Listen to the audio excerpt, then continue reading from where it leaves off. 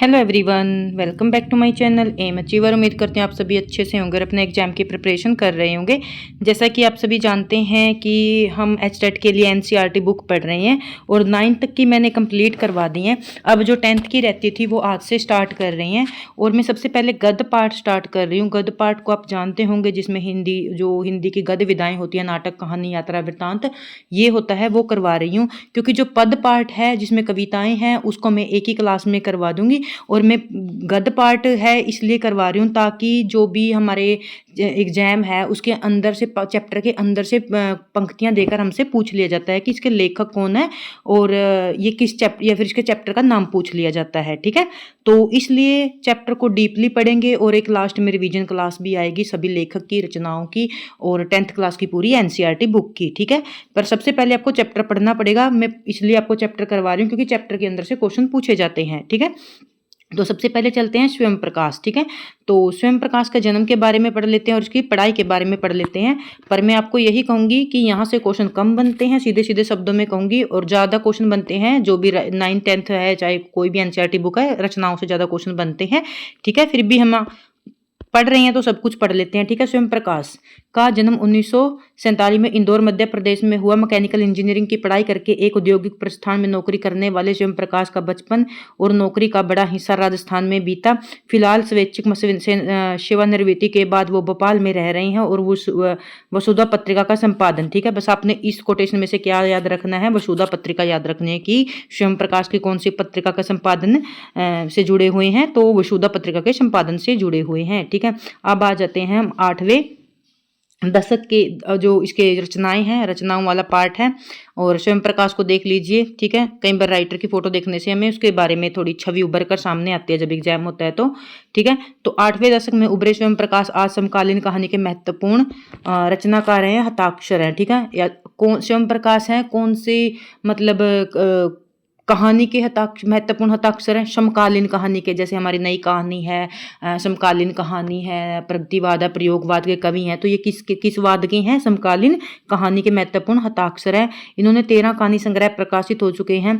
तो इनके जो कहानी संग्रह है वो देख लीजिए, वो मोस्ट इंपॉर्टेंट है। यहाँ से मोस्ट इंपॉर्टेंट पार्ट स्टार्ट होता है जहाँ से क्वेश्चन पूछे जाते हैं। ठीक है, तो इसकी रचनाएं आपको अच्छे से याद करनी है। जो इंपॉर्टेंट पार्ट है मैं वही आपको बताऊंगी। ठीक है, तो इसकी रचनाएं कौन कौन सी हैं? सूरज कब निकलेगा, आएंगे अच्छे दिन भी, आदमी जात का आदमी और संधान इसके उल्लेखनीय है। ठीक है, तो आपको याद कैसे करने हैं? ठीक है, तो थोड़े बहुत कॉन्सेप्ट बता देती हूँ मैं, आप अपना कॉन्सेप्ट भी लगा लिया करो, फिर आप कभी नहीं भूलोगे। जब मैंने की थी तो उसके बाद मैंने की रचनाओं को कभी नहीं भूली। देखो, एक बार पढ़ने में हमें प्रॉब्लम होगी, बोरिंग लगेगा, पर एक बार जब भी आप हिंदी साहित्य के जब भी एग्जाम दोगे तो इन जो हम एनसीईआरटी पढ़ेंगे इनके राइटर आपको कहीं ना कहीं इनकी रचनाएं आपको मिल जाएंगी। ठीक है, तो सबसे पहले हम कैसे याद करेंगे? देखो, तो आदमी जात का आदमी, देखो कोई भी आदमी होता है, ठीक है, चाहे मेल है फीमेल है, सबको क्या रहता है कि हमारे अच्छे दिन कब आएंगे। ठीक है, यहाँ से आप उठाओगे आदम जात का आदमी, हर एक आदमी की क्या इच्छा है कि अच्छे दिन कब आएंगे, सूरज कब निकलेगा, कि हमारी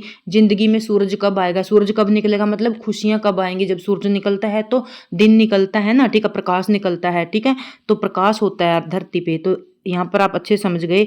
एक जो आदमी है वो क्या कहता है, आदिम जात का आदमी, तो हर जात का आदमी यही कहता है कि हम अच्छे दिन कब आएंगे, आएंगे अच्छे दिन भी कब, कब हमारी जिंदगी का सूरज निकलेगा। और संधान, ठीक है, संधान आपको अच्छे से याद करनी है, पूछी गई रचना है।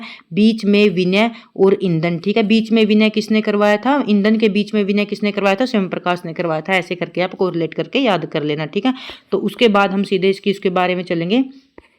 मध्यवर्गीय जीवन के, तो मध्यवर्गीय जीवन के कुशल चुतेरे व स्वयं प्रकाश की कहानियों में वर्ग शोषण के विरुद्ध चेतना, मतलब जो ये रचनाएं करते थे, लेखनी लिखते थे, तो ये किस पर लिखते थे, सामाजिक सांस्कृतिक किसके आधार पर लिखते थे, तो आप यहाँ से समझ जाइए मध्यवर्गीय जीवन के।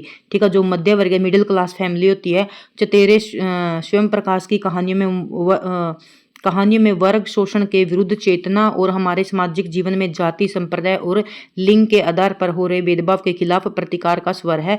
रोचक किस्सागोई शैली में लिखी गई उनकी कहानियां हिंदी में वाचिक परंपरा को समृद्ध करती हैं। अब जो इन्होंने कहानी लिखी है उसके बारे में हम कर लेते हैं। जो पहले सबसे पहले तो आपको पता होना चाहिए, मैं हर बार कहती हूँ, गद्य की विधा कौन सी है, ठीक है। हर एक विधा के बारे में पता होना चाहिए। यात्रा वृत्तांत कौन सा है, कहानी कौन सी है, नाटक कौन सी है। जो आज हम स्वयं प्रकाश की रचना पढ़ रहे हैं, ये 10th क्लास की एनसीईआरटी बुक है, तो उसके अंदर क्या है, नेताजी का चश्मा कहानी। तो गद्य की कौन सी विधा है, ये कहानी विधा है, ठीक है। आपने अच्छे से याद रखनी है, इसके लेखक को याद रखना है। चारों सीमाओं में गिरे भूभाग का नाम देश नहीं होता, ठीक है।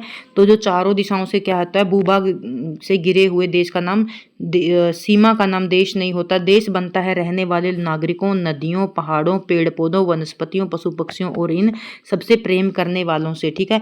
उम्मीद करती हूँ आप समझ गए होंगे कि राइटर यहाँ पर क्या कहना चाहता है, कि देश है जो सीमाओं से गिरे हुए भूभाग से नहीं बनता, देश बनता है पहाड़ों से, नदियों से, वनस्पतियों से, पशु पक्षियों से और इनमें सबसे प्रेम करने वाले, समृद्धि के लिए प्रयास करने वाले देशभक्ति से है, ठीक है।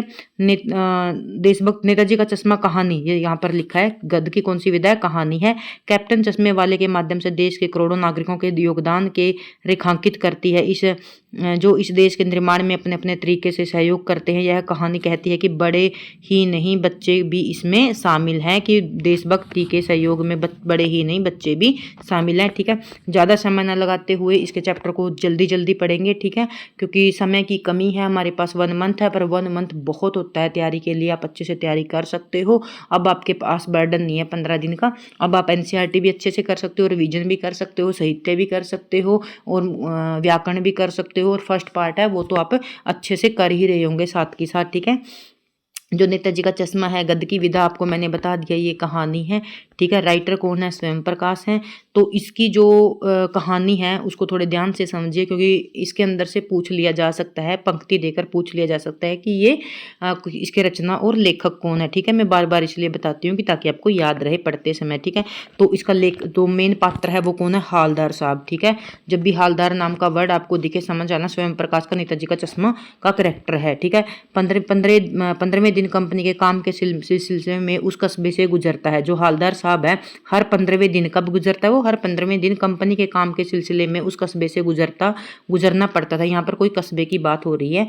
कस्बा बहुत बड़ा नहीं था, कस्बे एक्चुअल में होते ही छोटे हैं, ठीक है। जिसे पक्का मकान कहा जा सके वैसा कुछ ही मकान, और बाजार कहा जा सके वैसा एक ही बाजार था, ठीक है। जो कस्बा था उसमें कुछ ही पक्के मकान थे, और मतलब जिसे वे एक छोटा सा क्या था, वहाँ पर बाजार था। कस्बे में लड़कों का स्कूल था, ठीक है। एक लड़कों का स्कूल था और एक लड़कियों का स्कूल था। एक सीमेंट का छोटा सा कारखाना था, 2 ओपन एयर सिनेमा घर थे और 2 नगर पालिका भी थी, ठीक है। नगर पालिका थी तो कुछ ना कुछ करती भी रहती थी।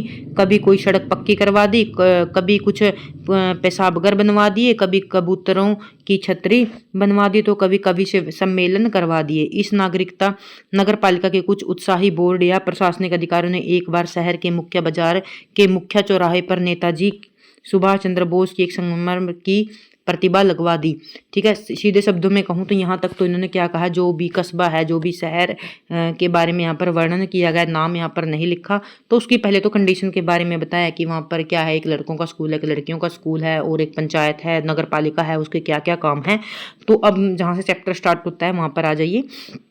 तो यहाँ पर क्या कहा गया है कि इस नगर पालिका के एक उत्साही बोर्ड ने, प्रशासनिक अधिकारी ने एक बार शहर में मुख्य बाजार में चौराहे पर नेताजी सुभाष चंद्र का एक संगमरमर की प्रतिभा लगवा दी, ठीक है। यहाँ पर क्या है, चौराहा होता है और वहाँ पर क्या है, नेताजी सुभाष चंद्र की प्रतिभा लगवा दी जाती है नगर पालिका के द्वारा। सीधे सीधे शब्दों में यहाँ पर वही बताया गया है। पूरी बात तो अब नहीं, लेकिन लगता है कि देश के अच्छे मूर्तिकारों की जानकारी नहीं होने और अच्छी मूर्ति की लागत, अनुमान और उपलब्ध बजट से कहीं बहुत ज़्यादा होने के कारण काफ़ी समय पहले ऊहा-पोहा और चिट्ठी पत्री को बर्बाद हुआ होगा, और उस बोर्ड की शासन विधि समाप्त होने की घड़ियों में, ठीक है। शासन विधि होती है जब समय समाप्त होने वाला होता है बोर्ड का। तो यहाँ पर मैं आपको सीधे सीधे शब्दों में बता देती हूँ कि यहाँ पर नेताजी सुभाष चंद्र बोस की जो प्रतिमा लगी हुई थी चौराहे पर, उसके बारे में वर्णन किया गया है कि वो कैसे बनवाई गई होगी नगर पालिका के द्वारा, ठीक है।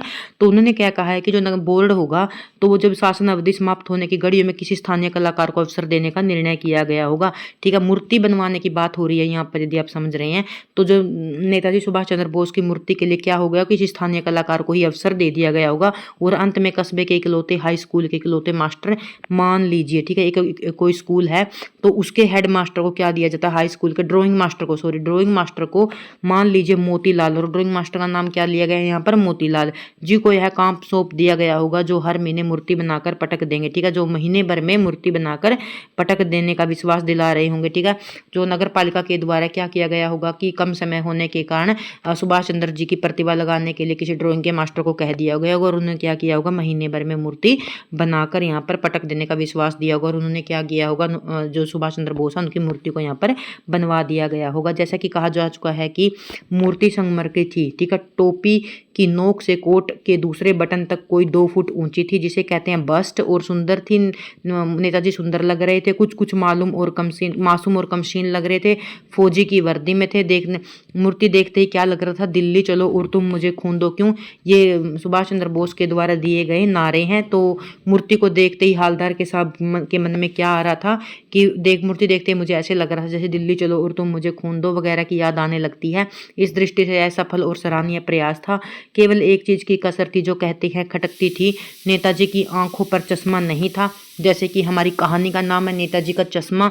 यदि आपको संपूर्ण विवरण बता दूं तो इस कहानी में क्या होता है, जो नेताजी की मूर्ति होती है इसके ऊपर चश्मा, जिसने भी ये मूर्ति बनाई थी वो चश्मा लगाना भूल जाता है, ठीक है। तो उस चश्मे के ऊपर इस कहानी को लिखा गया है, ठीक है। तो क्या खटक रहा था, नेताजी की आंखों पर चश्मा, यानी चश्मा तो था लेकिन संगमरमर का नहीं था, एक सामान्य और सचमुच जो स्पेक्स हम लगाते हैं ना, तो वो वाला चश्मा लगा हुआ था मूर्ति के ऊपर, ठीक है। चश्मे का चौड़ा काला फ्रेम मूर्ति को पहना दिया गया था। चौड़े फ्रेम वाला चश्मा क्या है, मूर्ति को पहना दिया गया था। हालदार साहब जब पहली बार इस कस्बे से गुजरे और चौराहे पर पान खाने रुके तभी उन्होंने लक्षित किया कि और उनके चेहरे पर एक कौतुक भरी होती है, मतलब अंदर जो हमारे वो चलता रहता है ना, मतलब थिंकिंग, सोच विचार चलते रहते हैं। कौतुक भरी मुस्कान फैल गई, वाह भाई यह आइडिया भी ठीक है, मूर्ति पत्थर की और लेकिन चश्मा रियल, ठीक है। जब हालदार साहब क्या करते हैं, एक दुकान पर रुकते हैं पान खाने के लिए, तो वो मूर्ति की तरफ देखते हैं तो वो सोचते हैं कि मूर्ति तो पत्थर की है और चश्मा रियल लगाया हुआ है। जीप कस्बा छोड़कर आगे बढ़ गई। जीप में बैठकर क्या करते हैं, हालदार आगे निकल जाते हैं। हालदार साहब इस मूर्ति के बारे में सोच ही रहे थे और अंत में निष्कर्ष पर पहुंचते हैं कि कुल मिलाकर कस्बे के नागरिकों का यह प्रयास सराहनीय कहा जा सकता है। महत्व मूर्ति के रंग रूप या कद का नहीं, उस भावना का है, वरना देशभक्ति भी आजकल मजाक की चीज होती जा रही है। तो हालदार साहब यहाँ पर क्या सोच रही हैं कि चलो लोगों के क्या है, दिल में आज तक देशभक्ति की भावना है, तो मूर्ति पर चश्मा ना होने के बाद देशभक्ति और प्रेम की भावना से किसी ने तो सुभाष चंद्र बोस की मूर्ति के ऊपर चश्मा लगा दिया। और मैं स्पीड में इसलिए बोल रही हूँ क्योंकि टाइम की वजह कम होता है, तो टाइम वेस्ट नहीं करना चाहिए स्टूडेंट का, कोई भी पढ़ रहा हो तो, ठीक है। तो मैं इसलिए स्पीड में पढ़ रही हूँ, कम ज़्यादा लगे तो कम कर लेना और कम लगे तो ज़्यादा स्पीड आप कर लेना, ठीक है। दूसरी बार जब हालदार साहब उधर से गुजरे तो उन्हें मूर्ति पर कुछ अंतर दिखाई दिया। ध्यान से समझना, ध्यान से देखा, पाया कि चश्मा दूसरा है। पहली बार तो मोटे फ्रेम वाला चश्मा था, जब वो वहां से दूसरी बार गुजर जाते हैं तो चश्मा बदल दिया जाता है। पहले मोटे फ्रेम वाला चश्मा चकोर था, अब तार वाला गोल चश्मा है, ठीक है। मैंने आपको बता ही दिया। हालदार साहब की कौतुक और बड़ा, ठीक है, वाह भाई क्या आइडिया है, ठीक है। और ये विस्मयादि बोधक का निशान है, और ये हमारे विकारी शब्द होते हैं जो क्रिया विशेषण होते हैं, तो उनका एक वो होता है, भेद होता है, ठीक है। ये हम करेंगे अच्छे से, ठीक है। तो वाह भाई क्या आइडिया है, मूर्ति कपड़े नहीं बदल सकती लेकिन चश्मा तो बदल सकती है, ठीक है। यहाँ पर क्या है, हालदार साहब मूर्ति को चश्मा बदलने के बाद उसके मन के भाव यहाँ पर बता रहा है।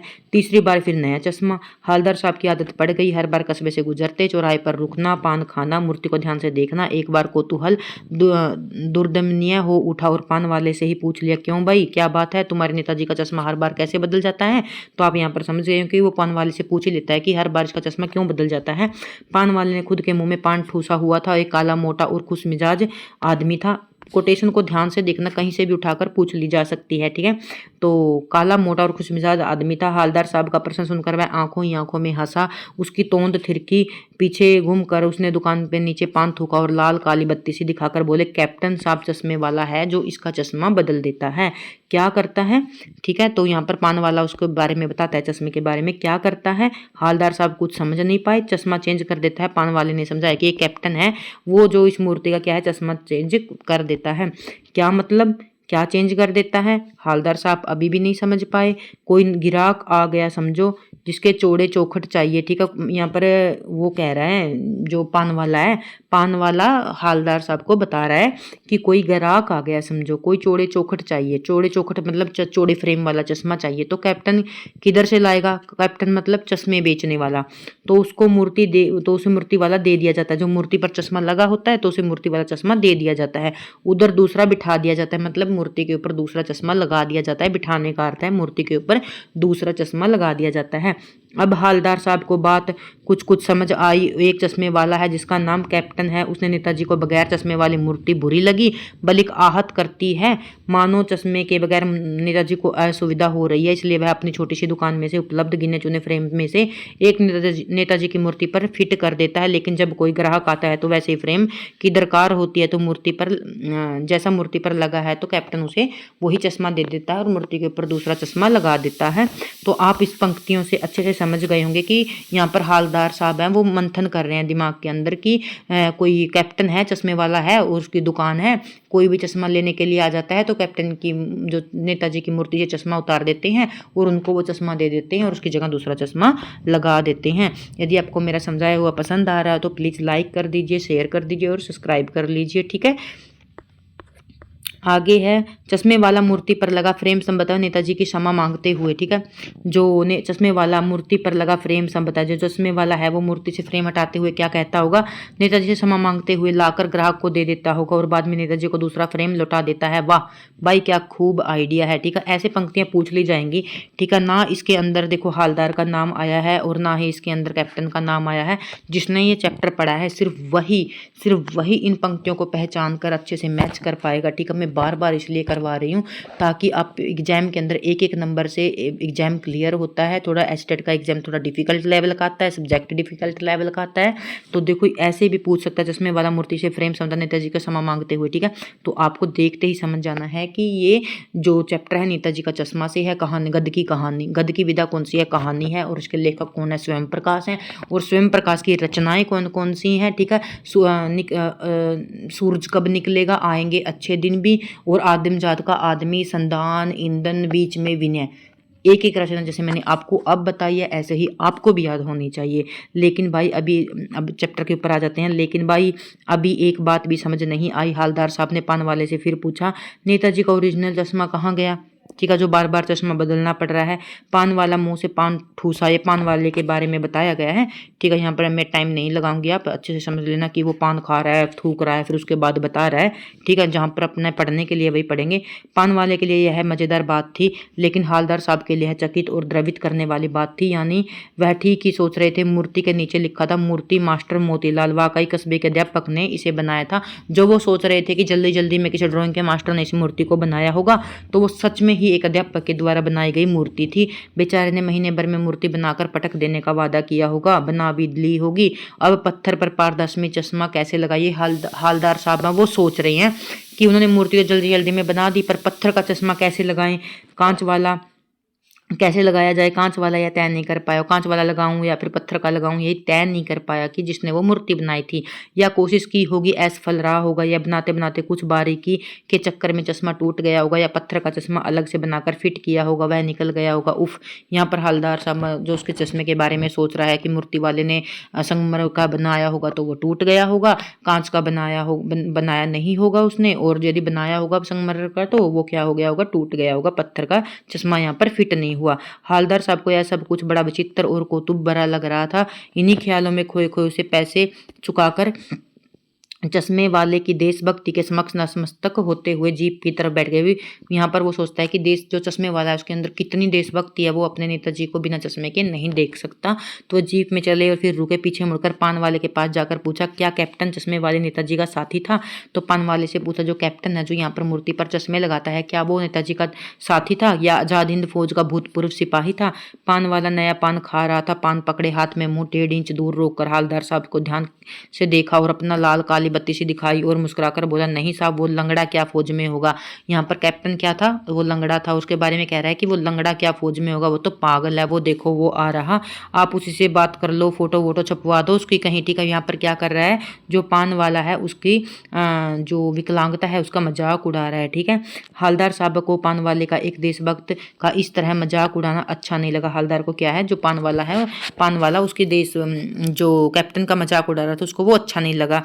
और मुड़कर देखा तो अवाक रह गए। एक बेहद बूढ़ा मरियल सा लंगड़ा आदमी, सिर पर टोपी पहने, आंखों में काला चश्मा लगाए, एक हाथ में छोटी सी एक हाथ में सदकुची और दूसरे हाथ में एक बांस के टंगे हुए चश्मे लिए अभी अभी एक गली से निकला था और अब बंद दुकान के सहारे अपना बांस टिका रहा था। और इस बेचारे की दुकान भी नहीं है, फेरी लगाता है। वो सोच रहा था कि हवलदार साहब क्या सोचते थे, कैप्टन की क्या होगी, एक दुकान होगी, पर उसकी दुकान नहीं थी, वो तो क्या था, एक फेरी वाला था। इसे कैप्टन नाम क्यों, इसे फेरी लगाता है, हवलदार साहब चक्कर में पड़ गया। पूछना चाहते थे, इसे कैप्टन क्यों कहते हैं, क्या इसका वास्तविक नाम कैप्टन है? लेकिन पान वाले ने साफ बता दिया था कि अब वह इस बारे में बात करने को तैयार नहीं है। ड्राइवर भी बेचैन हो रहा था, काम भी था। हवलदार साहब जीप में बैठकर चले गए। 2 साल तक हवलदार साहब अपने काम के सिलसिले में उस कस्बे से गुजरते रहे। कब तक गुजरते रहे? 2 साल तक। नेताजी की मूर्ति पर बदले हुए चश्मों को देखते रहे, कभी गोल, कभी चकोर, कभी लाल, कभी काला, कभी धूप का चश्मा, कभी बड़े कांच वाला, कभी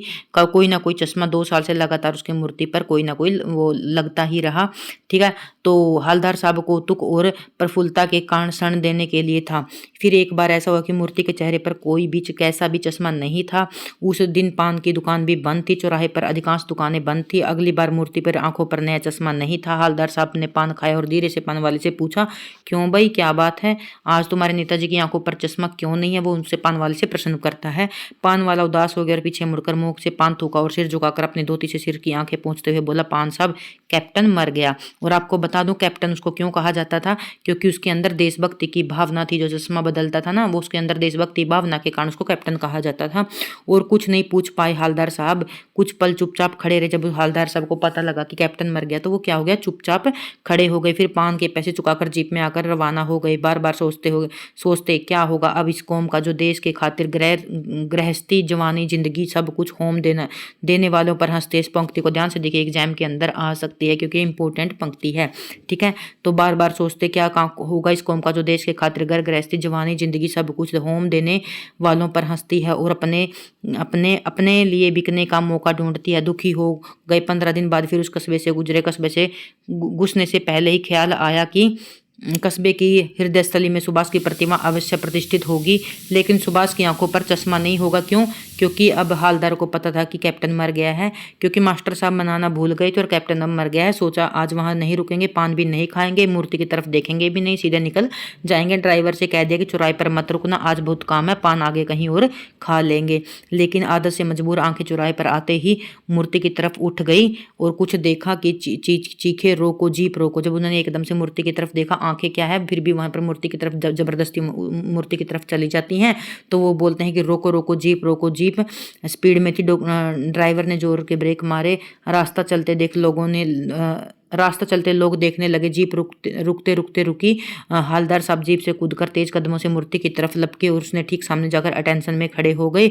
मूर्ति की आंखों पर सरकंडे, ठीक है, सरकंडे से बना छोटा चश्मा। सरकंडे होता है घास के जो घास से बना हुआ, सरकंडे से बना हुआ एक चश्मा रखा हुआ था, जैसे बच्चे ने बना देते हैं। हवलदार साहब भावुक हो गए। इतनी सी बात पर उनकी आंखें भर आई। उनकी आंखें क्यों भर आई थी कि चलो जो भी हो, कि बड़ों में ना सही, छोटों में ही देशभक्ति, आने वाली पीढ़ी में देशभक्ति के जो हमारे देशभक्त हैं उनके नायकों के लिए सम्मान है। ठीक है, इस बात पर वो भावुक होते हैं कि जो हमारे देश के देशभक्त हैं उनके लिए आने वाली पीढ़ी में सम्मान है और हमारे देश की भक्ति में दर पीढ़ी दर हमारे नायकों के लिए देश की जो देशभक्त की भक्ति है वो बढ़ती रहेगी। इसलिए वो क्या है, उनकी आंखों में आंसू आ जाते हैं ये देखकर ठीक है। तो उम्मीद करती हूँ आपको ये चैप्टर अच्छे से समझ में आ गया होगा और मैंने बहुत ज़्यादा जल्दी स्पीड में करवाने की कोशिश की है। मैंने आपका एक दिन ऐसे टाइम वेस्ट नहीं किया कि मैं एक दिन आपको राइटर करवा के जाऊँ, अगले दिन मैं आपको चैप्टर करवा के जाऊँ। मैं 20-25 मिनट में पूरा चैप्टर करवा के भी जाती हूँ और समझा के भी जाती हूँ। अच्छा लगे तो लाइक शेयर सब्सक्राइब कर देना। Thank you.